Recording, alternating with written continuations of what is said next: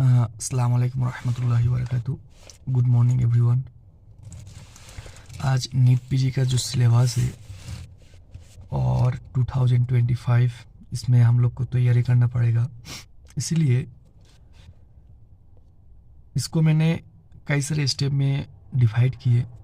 जैसे कि मैंने पिछले वीडियो में भी कहा जो अंडरस्टैंडिंग द सिलेबस, पहले सिलेबस को जानो, PYQ प्रीवियस ईयर क्वेश्चन को आपको अच्छे से उसको रिवाइज करना पड़ेगा। किस तरह का क्वेश्चन हो रहा है, ये लास्ट 2024 में किस तरह का क्वेश्चन हुआ है, ये सारे के सारे जानकारी, सारे इन्फॉर्मेशन आपको मैं देते रहूँगा और आप मेरे से जुड़े रहिएगा।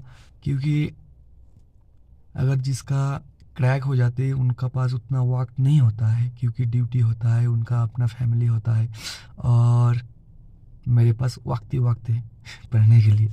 तो फिर मैं हर दिन आपको थोड़ी सी छोटा करके वीडियो बना के दूंगा, क्योंकि आप लोग को सख्त सेल्फ मोटिव की ज़रूरत है। क्योंकि आप लोग अगर एक दिन में 2 घंटा पढ़ ली ध्यान से ना, अगले दिन के आप लोग को ऐसे एहसास होगा मैंने 2 घंटा तो कल पढ़ी, आज थोड़ा 2.5 घंटा पढ़ूँ। तो इस तरह का आहिस्ते आपको मोटिव मिल जाती है।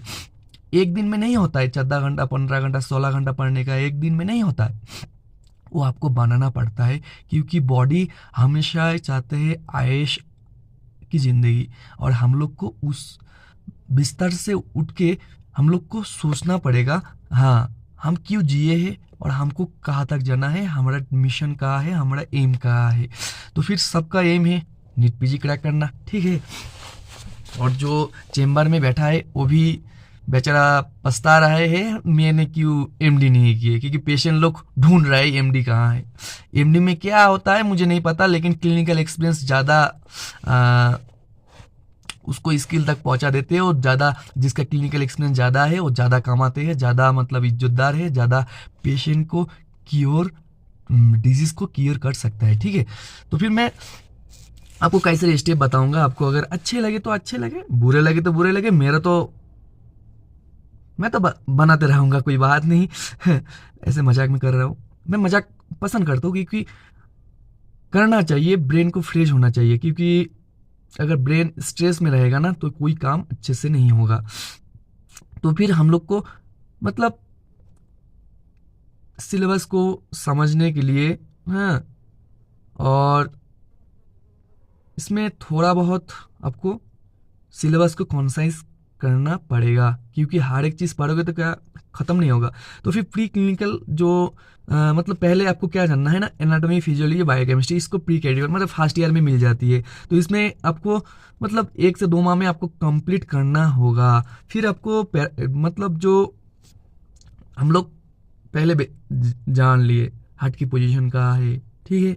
फिर हम लोग को उसमें अंदर जाना है, पैथोलॉजी, हार्ट का पैथोलॉजी क्या है, फार्माकोलॉजी, जैसे कि MBBS में माइक्रोबायोलॉजी होता है, हाँ, और हमारा होम्योपैथी में इंक्लूड हुआ है, ये भी अच्छी की बात है।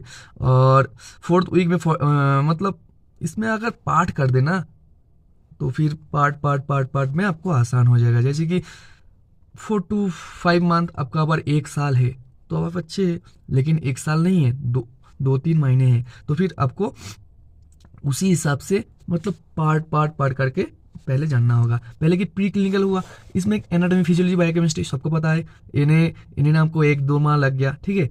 2-3 माह लग गया आपको जो क्लिनिकल, क्लिनिकल जानने के बाद पैरा क्लिनिकल होता है। उसमें क्या होता है, pathology, pharmacology, microbiology, forensic medicine, इसमें आप लोग सारे के सारे जानकारी मिल गया। फिर आपको क्लिनिकल है, ये सबसे ज़्यादा इंपॉर्टेंट है। मेडिसिन, डर्माटोलॉजी, साइकेट्री, पेडियाट्रिक्स, ये हर दिन आपको पढ़ना है, ठीक है। अगर इसको पढ़ने के बाद आपको रिवाइज भी करना जरूरी है, जैसे कि रिवीजन और मॉक टेस्ट आपको देना ही पड़ेगा। और इसमें थोड़ा बहुत सिलेबस बचा हुआ है, सर्जरी, एनेस्थेसिया, ENT, इसमें 1-2 क्वेश्चन आता है, गायनोकोलॉजी बहुत क्वेश्चन आता है, सर्जरी में बहुत क्वेश्चन आता है, ऑब्स्टेट्रिक, हाँ। तो फिर ENT, ऑप्थेल्मोलॉजी में क्या होता है, 2-3 क्वेश्चन आता है होम्योपैथी में, और ये छूटना नहीं चाहिए, क्योंकि आप लोग ENT में ड्यूटी कर रहे हैं और आई में ड्यूटी है, तो आप लोग को ये थोड़ा बहुत जानकारी में आपको कंप्लीट हो जाएगा फिर सिलेबस। फिर आपको क्या करना है ना, रिवीजन और मॉक टेस्ट देना है, हर दिन आपको रिवीजन